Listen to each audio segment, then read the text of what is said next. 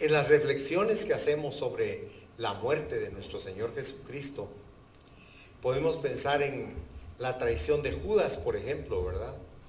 Y que es algo que es tan impactante porque estaba hasta profetizado. Aparte de la traición de Judas, si ustedes se recuerdan, cómo lo negó Pedro, ¿verdad? Que decía que lo amaba tanto. Y aparte de la negación de Pedro, la determinación de Pilato de injustamente dejar ir libre a un hombre que era un delincuente y a él condenarlo como que hubiera sido el peor de los delincuentes que había en Judea. Hay muchas cosas que a nosotros nos impactan de lo que le sucedió a nuestro Señor Jesucristo en su muerte y en ese sufrimiento tan terrible que Él tuvo que llevar sobre sí mismo. Pero debemos recordar que lo hizo deliberadamente, fíjense, porque eso es lo maravilloso. Lo formidable es saber que Dios a nosotros no nos ama porque somos buenos, sino nos ama porque un día le abrimos nuestro corazón a Cristo. Y eso nos convirtió en hijos de Dios. Fíjense, es algo tan sencillo, si ustedes quieren, de ver a simple vista, pero que contiene una esencia y un poder formidable para cada persona.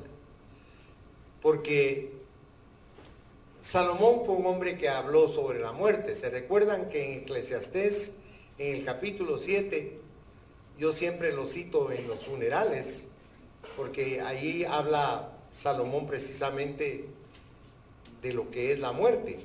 Incluso dice, mejor es ir a la casa del luto que a la del banquete. Pero yo quiero que, si le es posible, vaya en su Biblia a Eclesiastés 8 y vea conmigo ahí el versículo 8, porque ¿sabe qué sucede? A nosotros este tema nos gusta muy superficialmente, porque nosotros no estamos viendo la muerte de cerca. Pero déjeme explicarle algo. La muerte está a la par suya. Amén. Y a la par mía. Usted no sabe el instante en que va a morir. No sabe si va a ser dentro de una hora, o esta noche, o mañana. Ese es el problema del ser humano, por eso menosprecia la revelación espiritual que Dios nos da en su poderosa palabra. Pero vea lo que dice aquí este hombre. Déjeme explicarle algo. Salomón era un hombre más sabio que todos los hombres sabios que han habido. Pero déjeme explicarle. Se volvió el hombre más necio que cualquier necio que hubiera nacido en la tierra por apartarse de Dios.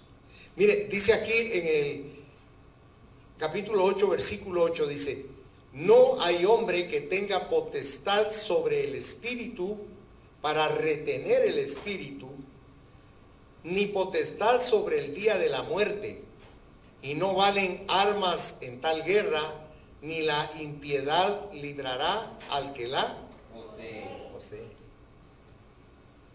Mire, cuando la muerte le llegue a decir, nos vamos, va a ser en vano que usted llore, gima, grite o trate de argumentar. Definitivamente en ese momento tenemos que partir. No hay para eso nada que nos libre. Lo que sí es importante es lo que usted hizo esta mañana, venir a celebrar la resurrección de Cristo. Porque si Cristo resucitó, usted y yo vamos a resucitar. Amén. Igualmente como Él. O sea, Cristo dice que por haber creído en Él, en nuestro corazón, la muerte ya no tiene potestad sobre usted ni sobre mí. Fíjese qué maravilloso es eso. Es cierto, vamos a morir, pero ¿qué va a morir de nosotros? El envase, el cuerpo, el vaso. Pero la esencia, el espíritu, el alma, no. Eso es eterno. Ahora, vea qué formidable. Cuando usted resucita, al venir el Señor Jesucristo, usted va a ser poseedor de un cuerpo exactamente igual, note, al de Dios. Porque ¿qué es usted de Dios? Ahí se va a cumplir que todo lo que es Cristo lo es también usted. A usted esto que le estoy diciendo le suena hasta como algo profano, pero no lo tome así, porque eso no lo digo yo, sino lo dice Dios. ¿Quién es el que nos va a dar el cuerpo nuevo? Es Dios. Dios nos va a dar un nuevo cuerpo. Olvídese del cuerpo que tiene ahorita. A veces al cuerpo lo cuidamos como que fuera ¿qué? ¿Y para qué? ¿Qué dice la Biblia que es su cuerpo? Ah, fin hubo alguien que se animó. ¿Qué somos nosotros, hermanos? Polvo, fíjense. Pero se han fijado cómo somos de arrogantes y de orgullosos. Miren los ojos altivos que tenemos muchos. ¿Para qué? Si somos polvo. Le voy a explicar algo teológicamente. ¿Sabe por qué Dios derribó a Pablo al suelo? Porque era un hombre orgulloso a morir. Y las personas orgullosas son las que más rechazan a Dios. Dice que Dios con el orgulloso no quiere ni verlo. Mire hasta dónde llega eso, de profundo. ¿Por qué? Porque Cristo dijo que fuéramos como Él. ¿Y cómo es Él? Manso y humilde de corazón. Ah, vaya. ¿Y el papá, el otro papá? El que era nuestro padrastro. ¿En qué fundamentó todo su poder? En el orgullo. ¿Se consideraba más o igual que Dios? A veces nos cuesta comprender eso, fíjense, hermanos. Hay gente que está chalata, pero es a mí lo que me sostiene es el orgullo. Por eso empieza el libro de Eclesiastés, Salomón, diciendo: vanidad de vanidades. Todo es vanidad. Usted puede ser don gran fulano ahorita, ¿verdad? Hasta una estatua le pueden levantar. Pero cuando lo entierren, créame, en su caja usted va a ser tierra. Usted va a ser polvo. Usted tiene que valorar que Dios va a cambiar ese cuerpo de tierra, de polvo, en un cuerpo como el de Dios, como el de Jesucristo. ¿Se acuerda que María Magdalena el día de la resurrección quiso tocar a Jesús y le dijo: no me toques, aún no he subido al Padre? Era un cuerpo diferente. Ese era el cuerpo de Dios. Ahí ya no era la naturaleza humana y naturaleza divina, sino era la naturaleza divina perfectamente en Él. Porque esa es la naturaleza que nos va a dar a nosotros. Fíjese que nosotros no podemos comprender esas cosas porque lo vemos tan profundo y nos consideramos tan bajos ante Dios, porque no logramos comprender que cuando le abrimos nuestro corazón a Cristo, es Cristo el que toma posesión en nosotros. Es Él el que nos alza al nivel de Él. Él nos pone a ese rango. No somos nosotros, no son nuestros méritos. No es porque tenemos sangre azul, hermanos, sino es porque hemos abierto nuestro corazón a Cristo y hemos nacido de nuevo. Y por eso somos acreedores a tener un cuerpo como el de Dios. Fíjese qué maravilloso lo que Dios nos ofrece. Pero el mundo a eso no lo puede, ni lo puede ver, ni lo puede entender, ni lo puede valorar. Porque el mundo ve las cosas diferente a nosotros totalmente. Ese fue un ejemplo, lo que Cristo hizo al morir en la cruz por nosotros, un ejemplo supremo de amor, hermanos. Mire, cuando usted a alguien le tira las trenzas, usted hasta ni come. Pues, dice usted, el hombre se me quitó. No le vuelvo a hablar a esto. ¿Qué se cree? Y mire lo que hizo Dios por nosotros. Vaya a subirle a Romanos 5. Si es tan bondadoso. Romanos 5, vamos a leer ahí el versículo 8.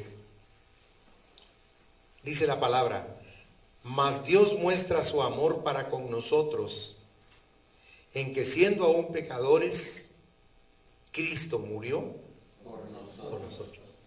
O sea, no esperó a que ya no fuéramos pecadores, sino siendo pecadores, murió por nosotros.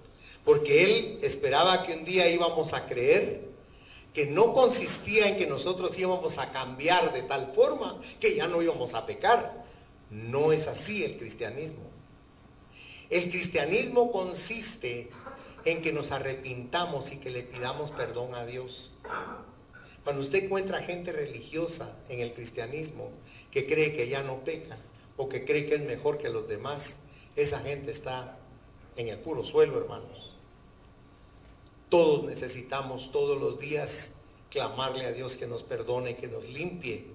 Porque ¿cómo pecamos? De palabra, pensamiento, obra y omisión. Hasta sin querer pecamos, hermanos. ¿Por qué? Porque es nuestra naturaleza. Cuando usted le abre su corazón a Cristo, no le está diciendo: Dios, de hoy en adelante no te preocupes, ni un pecado va a haber en tu vida. No dice eso. No dice eso.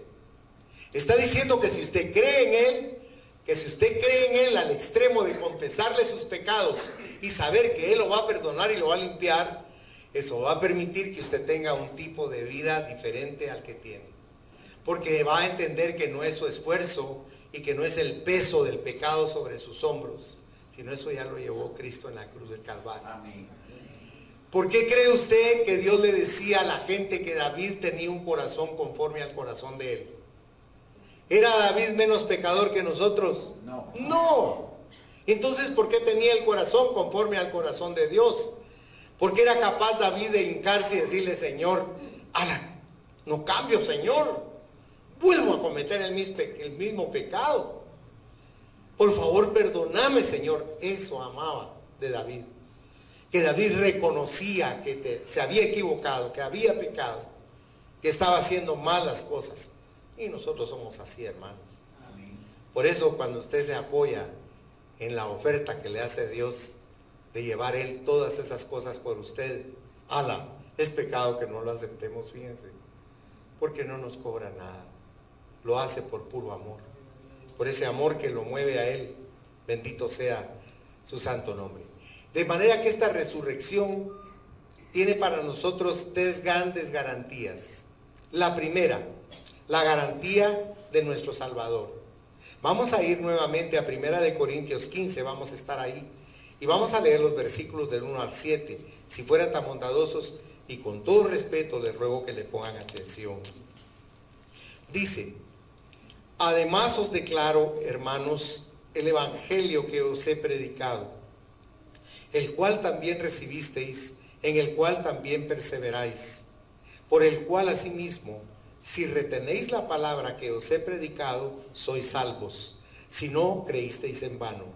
Porque primeramente os he enseñado lo que asimismo recibí, que Cristo murió por nuestros pecados conforme a las Escrituras, y que fue sepultado, y que resucitó al tercer día conforme a las Escrituras, y que apareció a Cefas y después a los 12. Después apareció a más de 500 hermanos a la vez, de los cuales muchos viven aún y otros ya duermen. Después apareció a Jacobo, después a todos los apóstoles. El 8 dice que se le apareció a él como a un abortivo, dice, ¿verdad? Pablo no es que se menospreciara, sino Pablo sabía lo que había hecho contra Jesús, lo que había hecho contra la iglesia. Por eso es formidable ver el amor que Dios le prodigó a Pablo y cómo lo utilizó, habiendo sido como él fue. De tal manera que entonces la resurrección declara que Cristo es el Hijo de Dios. Fíjense qué formidable, porque si Él no hubiese resucitado, ese acto no existiría y nosotros estaríamos perdidos realmente. Pero Él es el Hijo de Dios. Vaya a Romanos capítulo 1, si es tan bondadoso, versículo 4. Romanos 1:4 dice que fue declarado Hijo de Dios con poder según el Espíritu de Santidad por la resurrección de entre los muertos. O sea, al resucitar Él, fue resucitado ¿por qué? Por el poder del Espíritu de Dios, por el Espíritu Santo. Y eso implica que Él es Dios. Porque hubo muchos que resucitaron. No nos vayamos muy lejos. Lázaro resucitó, ¿verdad? Y mucha gente creyó en Cristo por Lázaro. Ahora, ¿se murió Lázaro? Sí. Sí, se murió. Por supuesto que se murió. Y está enterrado. Igual que tantos, que cuando sea la resurrección ustedes se van a asombrar. Se van a asombrar al ver en el aire a Pablo, por ejemplo, a Pedro, a Juan, a la Virgen María, a tantos que van a resucitar en ese momento. Se van a asombrar de verlos. para estar en la eternidad con Cristo. Es algo precioso para nosotros, porque vamos a cambiar de este mundo a otro mundo. Miren, los científicos se hacen pedazos investigando, tratan de averiguar todo. Ahorita encontraron un planeta que se parece a la Tierra, es del tamaño de la Tierra, pero su sol es una estrella enana y hay mucho frío, de tal manera que no creen que haya vida en ese lugar. Y están haciendo un montón de lucubraciones, pero ¿sabe cuál es el problema? Que está a 490 años luz de la Tierra, de tal manera que es imposible llegar a él. Y le hablo de una cantidad diminuta en relación con el espacio. Que Einstein y que todos esos grandes científicos, como este que está en silla de ruedas y como habla por medio de una computadora, que es un genio, por supuesto, el hombre, es ateo, por supuesto. Él dice que los universos están uno junto al otro, pero son como lienzos de tela entretejida, que hay una serie de universos. Mire, hay una serie de lucubraciones mentales y filosóficas que hace el hombre, pero ¿sabe qué? No se enrede en todos esos pensamientos, crea en lo que Dios le dice. Aquí está la explicación simple y sencilla. ¿Sabe por qué le digo esto? Porque el día que usted fallezca, va a tener el privilegio de llegar con él y decirle: ala, Señor, perdona que no creí, era tan escéptico o tan escéptica, y ahora vengo a descubrir que tú tenías razón. Es algo maravilloso creer en Dios, hermanos. Amén. Ustedes porque no han sido ateos, pero es algo precioso tener. Usted no sabe lo que es no tener en quién creer, hermano. Perdón que se lo diga con esa autoridad. Ustedes no saben lo que es no tener en quién creer. Cuando uno no tiene en quién creer, no hay nada que sustente el corazón del hombre. Yo alabo a mi Dios, que me encontré con Él y que Él es mi Padre, y que Él se reveló a mí y me enseñó la palabra, y me borró de la mente toda la basura que había acumulado, y me mostró que es un Padre amoroso, que no me guardó rencor, sino me dio todo su amor, y me da el privilegio de compartir con ustedes la palabra, no con el propósito de obligarlo a usted a que piense como yo se lo estoy diciendo. No, eso sería una locura. Pero sí decirle con amor que usted debe creer lo que Dios le dice, porque Él lo ama y Dios existe. Dios es el creador de todo lo que usted puede ver y lo que no puede ver. Los filósofos, por ejemplo, René Descartes, él decía que las cosas no las imaginamos, que no existen, son producto de nuestra mente. ¿Le gustaría a usted meterse en eso tan intrincado? Suficiente con los problemas que tenemos cada día para enredar nuestro pensamiento de esa forma. Todos los filósofos de todas las épocas piensan cosas increíbles, pero ninguno de ellos, hermanos, tiene la dicha de conocer el poder de la palabra de Dios.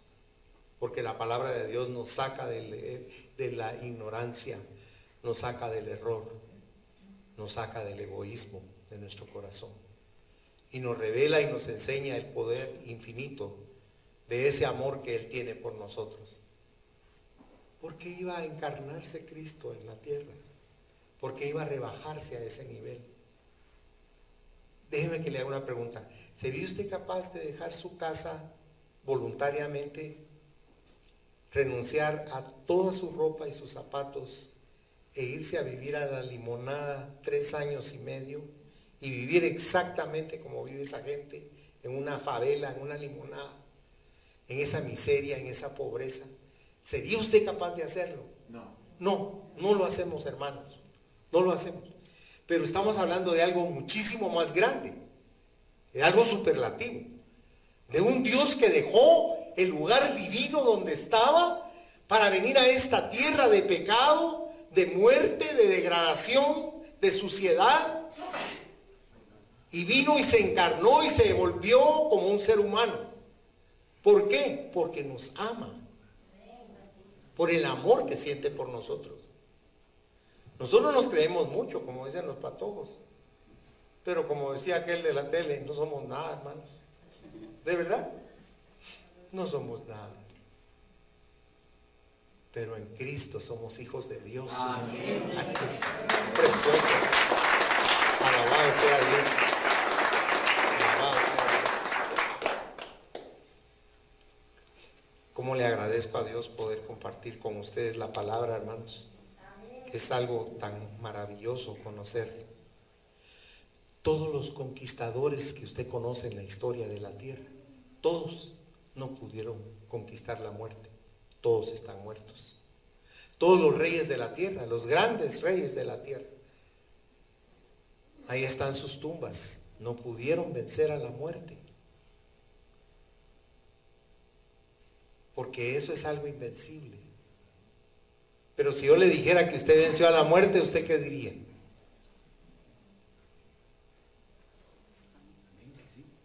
Dice que solo Rudy dijo amén. Desde que ustedes tienen a Cristo en su corazón, hermanos, les explico, no pueden morir. Ustedes son eternos por fe, porque creyeron en Cristo. Y eso les ha otorgado la vida eterna. No pueden morir. Eso es lo formidable de Cristo para cada uno de nosotros. Todos los más grandes filósofos de la tierra se murieron. Pero todos los necios de la tierra están muertos también. Eso no hace acepción de personas la muerte. Todos debemos morir. Vaya a Hebreos 9, verso 27 conmigo, si es tan amable. Hebreos 9, 27 dice: y de la manera que está establecido para los hombres que mueran una sola vez, y después de esto, el juicio. Mire, tremendo, ¿verdad? ¿Sabe una cosa? Sansón le quitó las puertas a una ciudad, con todo y el marco, lo quitó todo, lo arrancó de la pared. Puertas que han de haber pesado una cantidad enorme de quintales. Y con facilidad la arrancó, la quitó y la fue a poner a un cerro, lejos de la ciudad. Y todo el mundo estaba asombrado de ver cómo Sansón pudo hacer eso, por la fuerza que tenía. Ahora dígame una cosa, ¿pudo vencer la muerte con sus fuerzas? No pudo.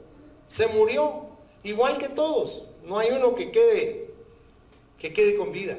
Salomón, el hombre más sabio que ha habido, como le decía, se volvió un hombre necio y se murió igual que todo el mundo, y murió en tristeza, porque era un desobediente.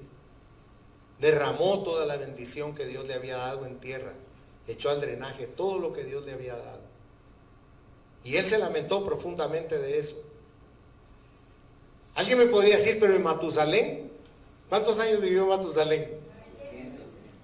969 años, muy bien, mi hermano. ¿Qué harían ustedes si vivieran 969 años, hermano? ¡Ja! ¿No vieron una película que se llama La Mía Verde? Fíjense que ahí, en la película, pues el hombre se queda viviendo eternamente, pero ya no quiere vivir. Y está ancianito y ya no quiero, él se quiere morir. Él comprende que la muerte es necesaria, porque llora la muerte de sus hijos, de sus nietos, de sus bisnietos, de sus tataranietos y de todas las esposas que tuvo. Dios es sabio, hermanos, Él sabe por qué nos dio un tiempo para todas las cosas. Por eso es tan importante que nosotros comprendamos el propósito de Dios para nuestra vida, lo que Él ha preparado para cada uno de nosotros.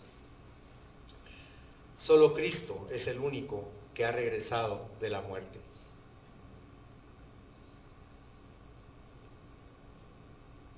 Esa fue una de las señales, como le decía al principio, de su deidad. Acompáñeme a San Juan 2, del 18 al 22, por favor. Evangelio de San Juan, capítulo 2, versículos del 18 al 22. Mire lo que dice Jesús aquí. Y los judíos respondieron y le dijeron: ¿qué señal nos muestras ya que haces esto? Respondió Jesús y les dijo: destruid este templo y en 3 días lo levantaré. Dijeron luego los judíos: en 46 años fue edificado este templo, ¿y tú en 3 días lo levantarás? Mas él hablaba del templo de su cuerpo. Por tanto, Cuando resucitó de entre los muertos, sus discípulos se acordaron que había dicho esto y creyeron la escritura y la palabra que Jesús había dicho. Tremendo, ¿verdad? Se los había anticipado y ellos no lo habían creído. Igual que ahora, Dios nos habla a través de los predicadores por medio de la palabra y nos dice la verdad, pero nosotros somos renuentes en nuestro corazón. Porque a veces decimos sí con la cabeza, pero no con el corazón. Y no estamos siendo realmente con Dios transparentes. Y eso no puede ser así. Con Dios no podemos jugar. Habló también de la señal del profeta Jonás. ¿Se recuerda que a los niños les enseñan eso? Que tiraron a Jonás al agua y chupluc, un pez se lo tragó, dice. Pero en la palabra, el Señor Jesús cita que Jonás literalmente fue tragado por ese gran pez. Y que estuvo ahí 3 días y 3. Tremendo, eso va a ser horrible. Mire, hermano, los estómagos tienen unos olores que no se pueden describir. Y ahí se imagina 3 días de estar ahí ese pobre hombre respirando esos aromas. Yo creo que ese jamás volvió a comer pescado. Pero si usted me acompañara en su Biblia a Mateo 12, el versículo 40, si es tan bondadoso. Mateo 12, 40 dice: porque como estuvo Jonás en el vientre del gran pez 3 días y 3 noches, así estará el Hijo del Hombre en el corazón de la tierra 3 días y 3 noches. Así estuvo Jesús, hermanos. Estuvo así, enterrado totalmente. Hasta una guardia había ahí para que no dijeran que se habían robado el cuerpo. Romanos cuidaban, velando ahí, para que nadie se acercara a la tumba. Ahí estaba el Señor muerto, porque Él tenía que cumplir lo que dijo. Porque déjeme explicarle algo. Lo que Dios le diga en su palabra, créalo, porque Él lo cumple, pero al milímetro. Es perfecto para cumplir lo que Dios nos dice. También para ponerla y para quitarla, dice. Cristo tenía poder para poner su vida y también para quitarla. Ahora, hay algo interesante aquí, porque Cristo no fue por obligación a la muerte, sino fue por amor. Qué lindo, ¿verdad? Por una voluntad interna de Él. Por eso lo hizo, porque nos ama. Mire, yo sé que cuando le digo yo, Dios los ama, usted dice, así Dios nos ama, pero como que fuera un viento que nos pasa peinando el pelo. No, cuando le digo, Dios los ama, diga, a mí me ama Dios. Dígalo, por favor, a mí me ama Dios, se lo ruego. Dígalo, a mí me ama Dios. Porque Dios los ama, de veras. A mí me ama Dios. Y a ustedes los ama también, hermanos. Nosotros tenemos que dejar de ver a Dios de esa manera superflua como lo vemos. Tenemos que ser un poco más acuciosos y entender que Dios de verdad nos ama, nos quiere. Mire, a veces ni las personas ni ellas mismas se quieren. De verdad. Hay personas que no se quieren ni se aceptan a sí mismas. Pero Dios nos ama a todos, hermanos. A todos. ¿Se acuerda que hace muchos años hicieron una canción? Ustedes son muy jóvenes, ¿verdad? Pero hicieron una canción que se llamaba Que se mueran los feos. Y yo sobreviví, hermanos. Porque Dios nos ama. Dios nos quiere, hermanos. No importa cómo seamos, Él nos ama. A todos por igual. Es algo delicioso, refrescante, saber de ese amor eterno de Dios para cada uno de nosotros. Vaya conmigo a San Juan 10, versos del 17 al 18, por favor. San Juan 10, versículos del 17 al 18 dice, por eso me ama el Padre, porque yo pongo mi vida para volverla a tomar. Nadie me la quita, sino que yo de mí mismo la pongo. Tengo poder para ponerla y tengo poder para volverla a tomar. Este mandamiento recibí de mi Padre. Formidable.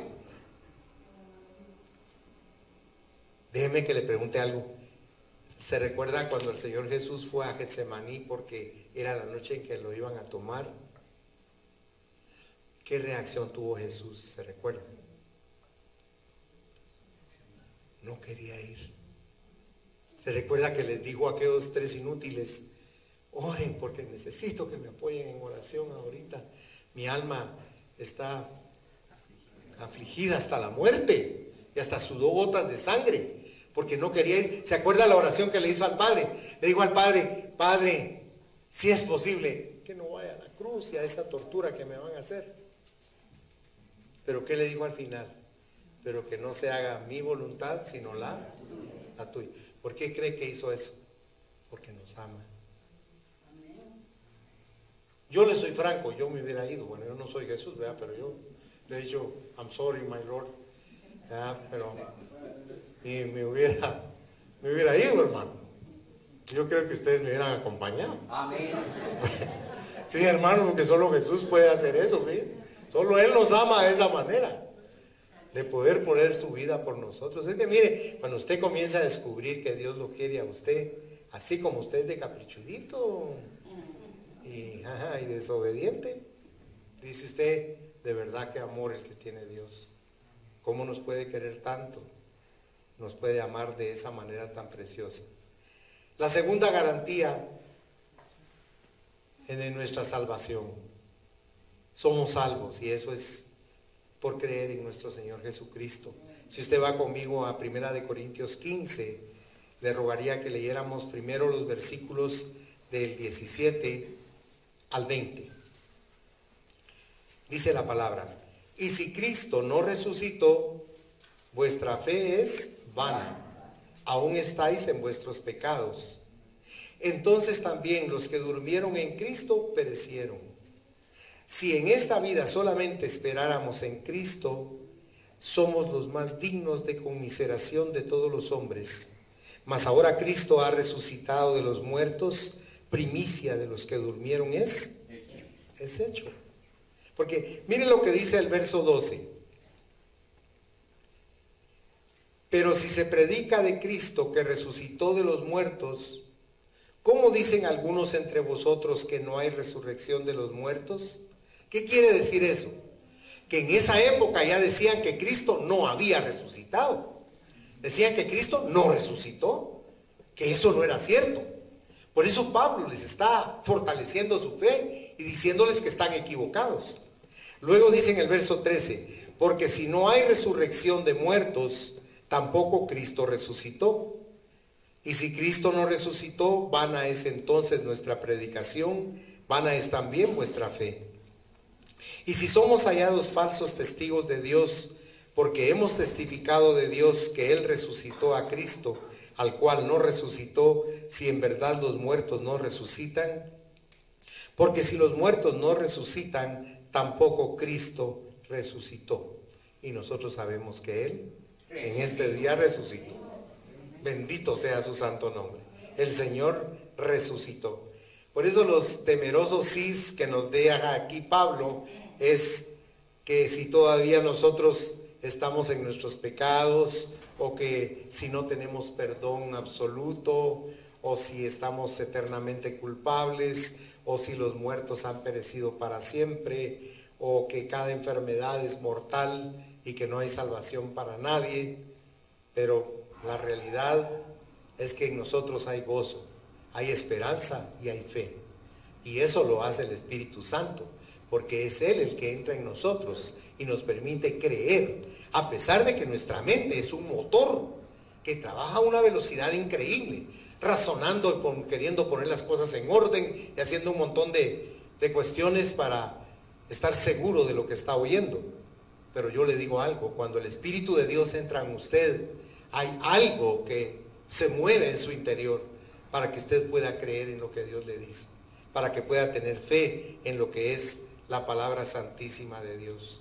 Y por último, la garantía que tenemos, la tercera garantía de nuestra resurrección, es que nuestra resurrección va a ser análoga o similar a la de nuestro Señor Jesucristo.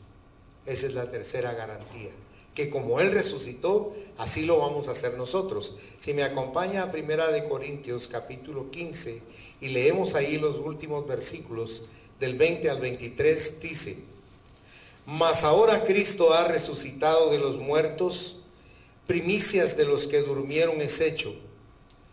Porque por cuanto la muerte entró por un hombre, también por un hombre la resurrección de los muertos.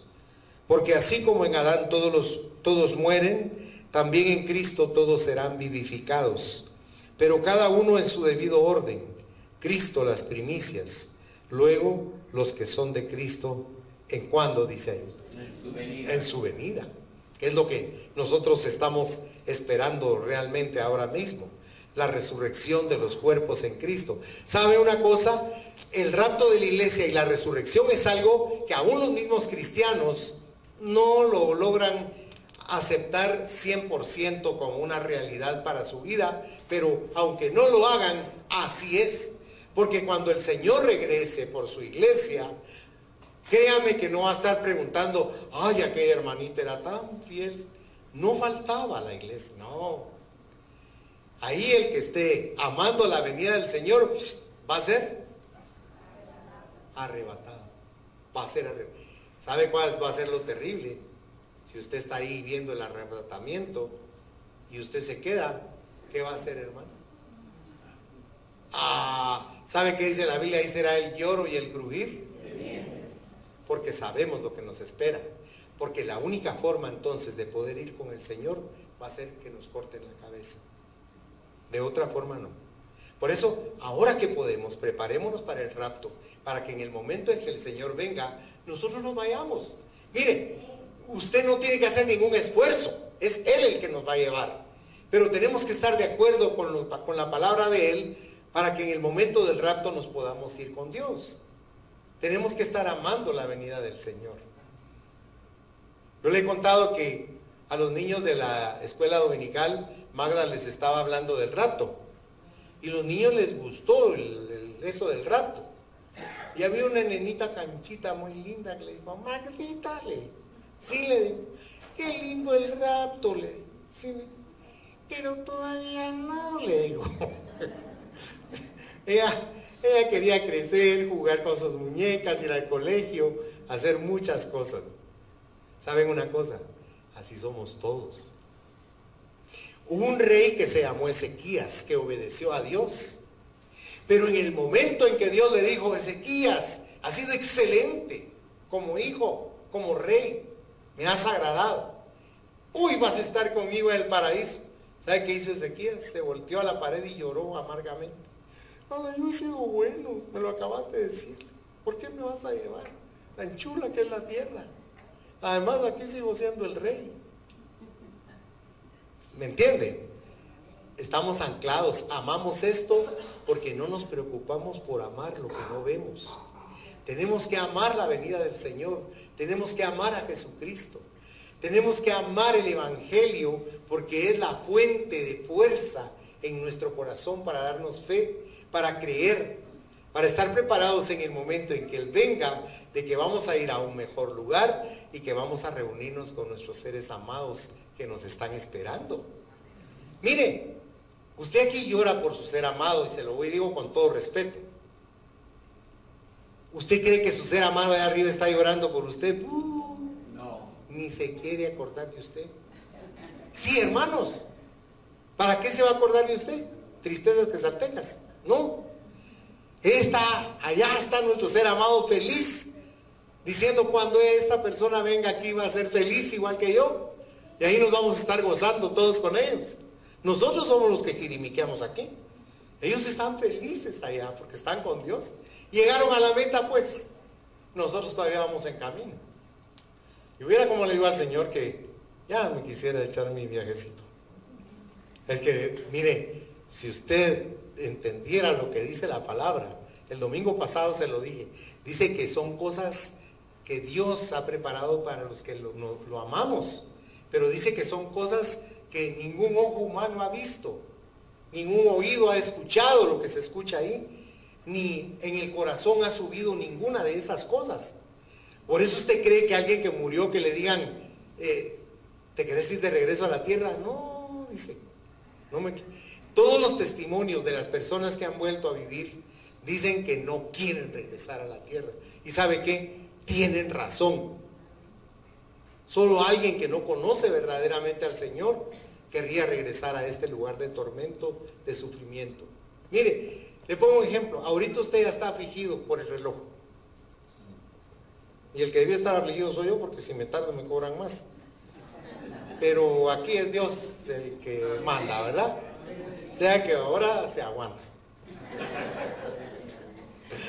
Vaya conmigo por favor a Primera de Tesalonicenses 4, del 13 al 18.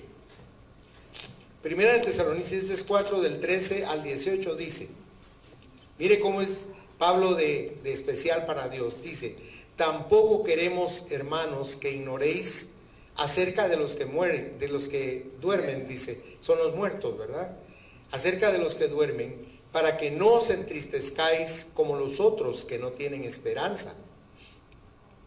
Porque si creemos que Jesús murió y resucitó, así también traerá Dios con Jesús a los que durmieron en él. Por lo cual os decimos esto en palabra del Señor, que nosotros que vivimos, que habremos quedado hasta la venida del Señor, no precederemos a los que durmieron. Porque el Señor mismo, con voz de mando, con voz de arcángel y con trompeta de Dios, descenderá del cielo. Y los muertos en Cristo resucitarán primero. Luego nosotros, los que vivimos, los que hayamos quedado, seremos arrebatados juntamente con ellos en las nubes para recibir al Señor en el aire, y así estaremos siempre con el Señor.